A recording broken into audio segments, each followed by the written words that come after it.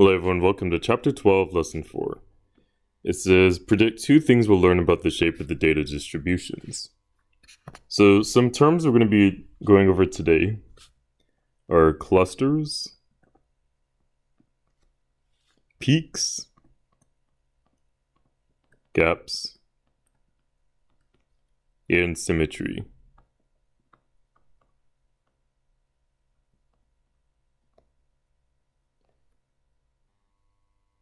To describe the shape of a distribution.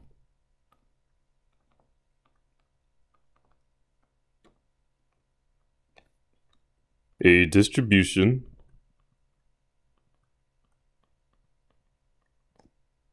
of data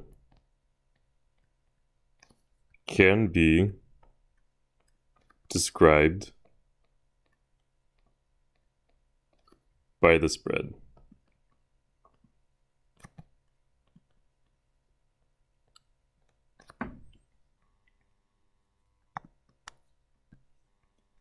So we're going to be going over some vocabulary. The distribution of a set of data shows the arrangement of data values. The words below show some of the ways the distribution of data can be described. Match the words below to their definitions. So we have cluster, gap, peak, and symmetry. So the left side of the distribution looks like the right side. That's going to be symmetry. When it's symmetry, that means, or symmetric, that means both sides are pretty much the same. The numbers that have no data values, that's going to be where we have gaps, where there's no data. The most frequently occurring values or mode. That's where we're going to find the peak. And the data that are grouped closely together is going to be a cluster. So when things are clustered together, it means it's close together. So the real world link. The line plot shows the cost in dollars for parasailing for the different companies on a certain beach. Draw a vertical line through the middle of the data. What do you notice? If I draw a vertical line, I notice the left and right side are the same. So I'm going to say left and right side are the same. So these it would be symmetric. Use one of the words shown to write a sentence about the data. So another thing that we also notice is there are no gaps.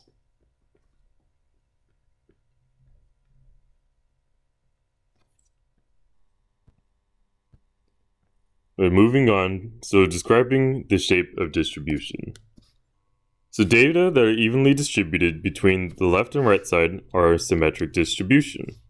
The distribution shown has a cluster of several data values within the interval of 10 through 12. The gaps 9 and 13 have no data values. The value of 10 is at its peak because it's most frequently occurring value. So this is a pretty good example.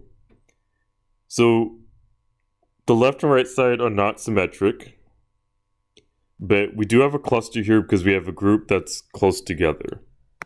We have gaps at 9 and 13, and our peak is the same as our mode is at 10 because it appears most frequently. So example 1, it says, describe the shape of each distribution. The line plot shows the temperature in degrees Fahrenheit in a city over several days. So I know the things we can use. We do have 2 clusters. We have a gap, and then we also have a peak. So it says you can use clusters, gaps, peaks, and outliers, and symmetry to describe the shape. Okay, so over here is symmetry. So we're going to be using a lot of different terms. This is the shape of the distribution is not symmetric because the left side of the data does not look like the right side of the data. So that's how they are describing symmetry. So what I said here earlier, just ignore. So it's not symmetric. There is a gap between 19 and 21, which I've already stated. There are clusters from 16 to 18 and 22 to 25. The distribution has a peak of 22 and there are no outliers. So we want to make sure we hit all of these. So we have to state whether it exists or if it doesn't exist. So example 2, the box plot shows the number of visitors to a gift shop in 1 month. So with a box plot, it's important to know that we cannot identify gaps, because we know with the box plot, we just know the data is in between here. So we cannot identify gaps in a box plot. We also cannot identify peaks or clusters. Each box and whisker has the same length, so the data is evenly distributed. The distribution is symmetric since the left side looks like the right side and there are no outliers. So the only thing that we have for this specific box plot is that it's symmetric. So part A says, describe the data. So use clusters, gaps, and peaks, outliers, and symmetry to describe the shape of the distribution at the right. So go ahead and pause the video and do that now.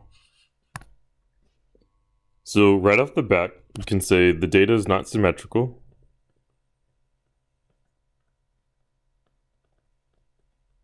Because if it was symmetrical, it would be the same on each side.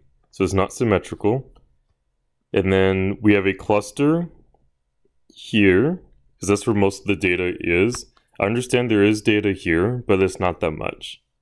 So there is a cluster from 0, 1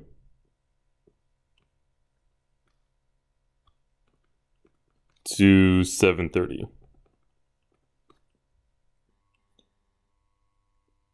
There are no gaps.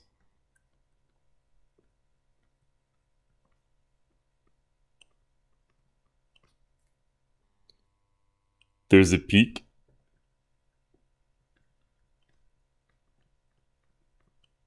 At 0, 1 to 230. So clusters, gaps, peaks, and there are no outliers.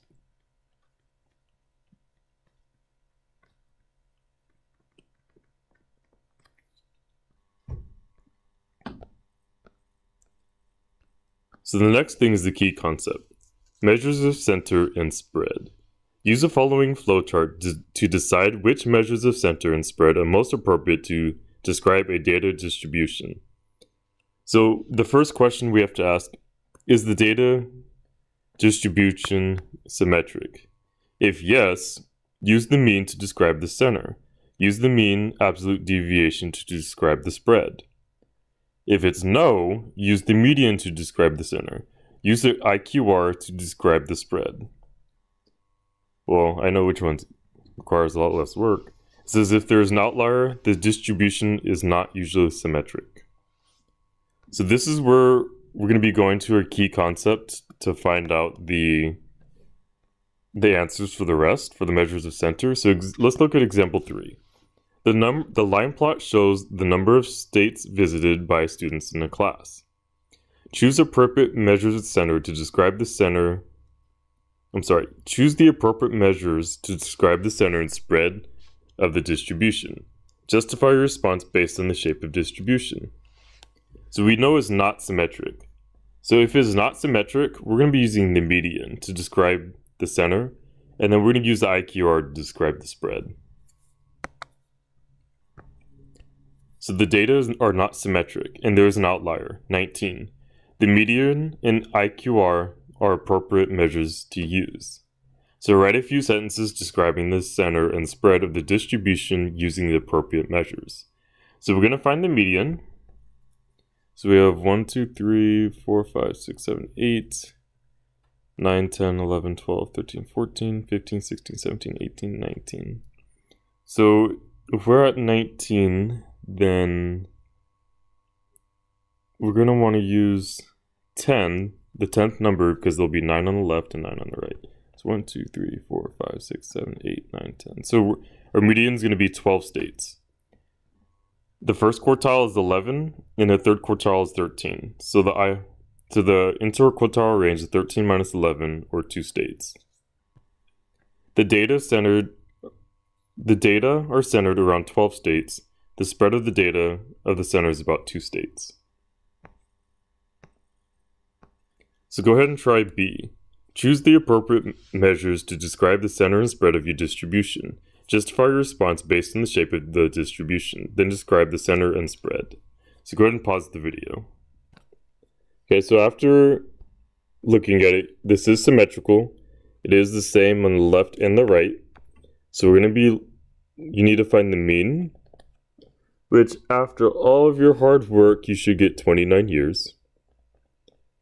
And the mean absolute deviation, you will be getting 1 7/10 years. And I'm going to say symmetrical. I cannot spell symmetrical. SYMM.